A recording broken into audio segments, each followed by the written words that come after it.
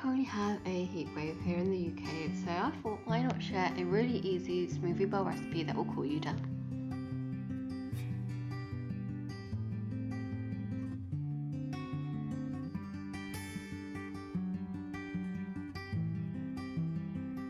You can always adjust the ingredients, but start off with half a banana, half a cup of chopped frozen mango or pineapple, then add half a cup of mixed berries. So I have some raspberries, some cherries, different things.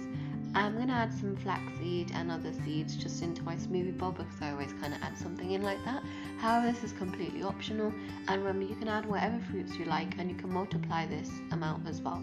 So add some milk. I've added around 100 milliliters in total, and what you're going to do is you're going to blend this. If you have a blender like me, you're going to put it in the blender, and then every 30 seconds or so take it out, give it a good mix, kind of slosh everything around and put it back in with a splash of milk to make sure it all mixes properly so you get a consistency like this. You don't want it to be drinkable because then it's just a smoothie, so it should have a smooth consistency like this.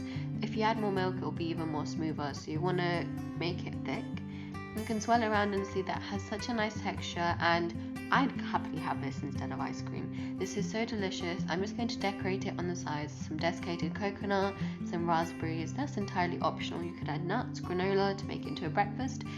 But yeah, for this heat wave that the UK is going through right now, this Friday is 33 degrees I think, which might be normal for your country, but for us it's not, so it is boiling hot. So there's something like this I would definitely recommend making in the heat because it cools you down very well as being very healthy too. And it barely takes like 1 minute to kind of mix this all up, and here you have it to eat. You can eat it with a spoon, and you can see the lovely consistency it has. It tastes so good.